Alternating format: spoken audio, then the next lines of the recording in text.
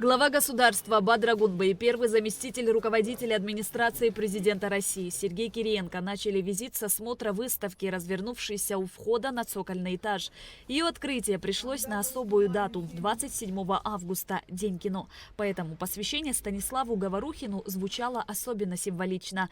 Режиссер, актер, сценарист, продюсер и депутат Государственной Думы Говорухин оставил заметный след не только в истории российского кино, но и в общественной жизни. Выставка стала данью памяти мастеру, чьи фильмы продолжают говорить со зрителем сквозь время. Фильм Станислава Сергеевича «Не издайте женщину» он посвятил, если помните, такая цитата, нашим мамам и бабушкам посвящается.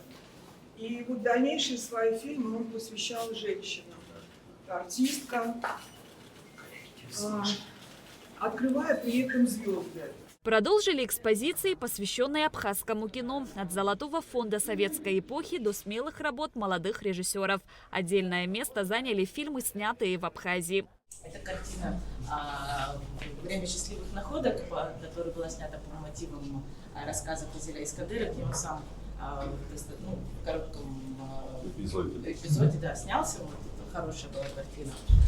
Картина «У самого Черного моря» 1975 года, здесь на фотографии изображена Зизага, довольно-таки была сильная картина. Сильная, я помню. Далее участники осмотрели мультимедийный комплекс, в состав которого входят аудио- и видеостудии. Площадка полностью соответствует современным профессиональным стандартам. Было отмечено, что комплекса с таким уровнем оснащения для видео- и аудиозаписи нет даже в Москве. Бадр Агунбай и Сергей Кириенко знакомились с работой комплекса, посетили студии и аппаратные. На момент визита там уже проходила запись музыкальных произведений. Я люблю тебя больше, чем всех людей. Знаешь, как скучаю я по тебе каждый день. С папу обнимай, не переживай, все окей.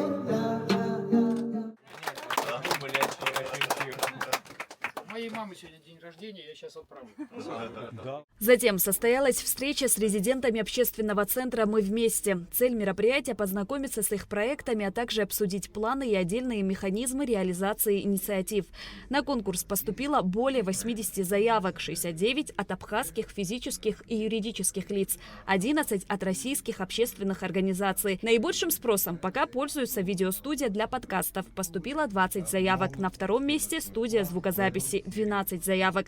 Видеостудия с открытым видом – 11 заявок. Также активно бронируют лектории, форум-залы, коворкинги и выставочное пространство. В целом, все функциональные зоны уже будут задействованы по плану. Амра Начкеби стажируется на позицию режиссера в центре «Мы вместе».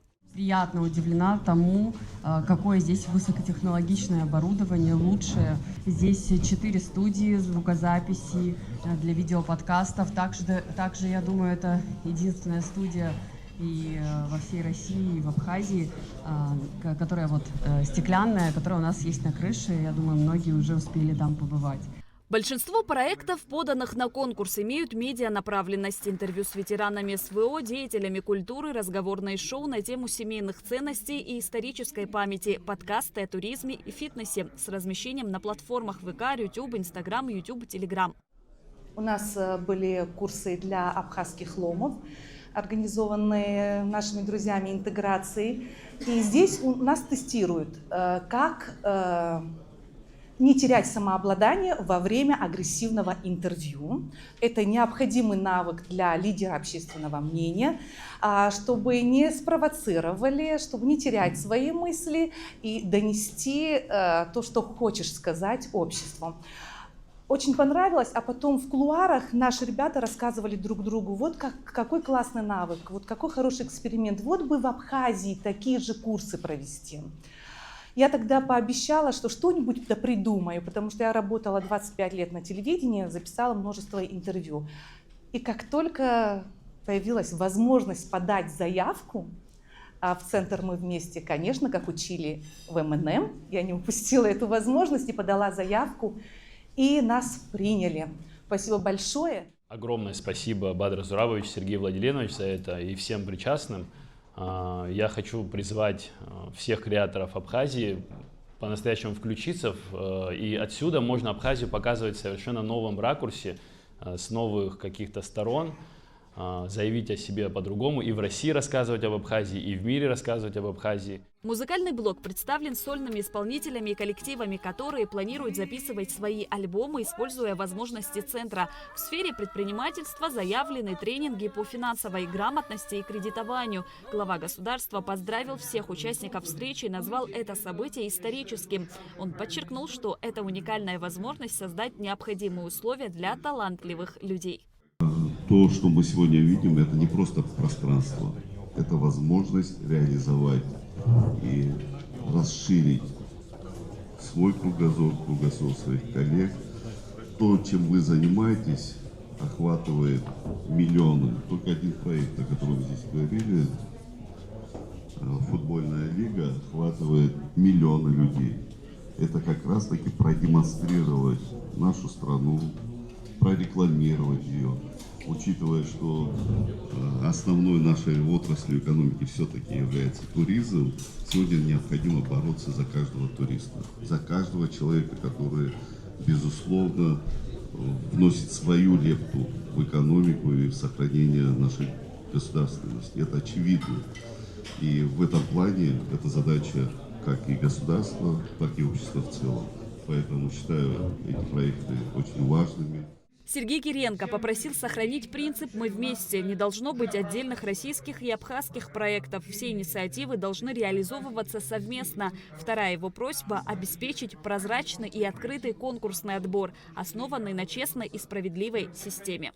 Хочу сказать, что под все эти проекты, в том числе, которые сейчас звучали замечательные, у нас открывается, кроме самого пространства дома «Мы вместе», центра «Мы вместе», у нас открываются и все механизмы финансовой поддержки.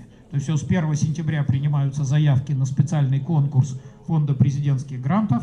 Да, напомню, что у нас и все жители Абхазии, и организации, и творческие, и общественные абхазские могут принимать участие во всех грантовых конкурсах в России. Это специальное решение президента, оно принято только для Абхазии и Южной Осетии. То есть общий конкурс. Там у нас все-таки фонд президентских грантов – это больше 10 миллиардов рублей каждый год. Да? Там, если все вместе, фонд президентских грантов, фонд культурных инициатив, институт развития интернета – это десятки миллиардов, да, и они все доступны.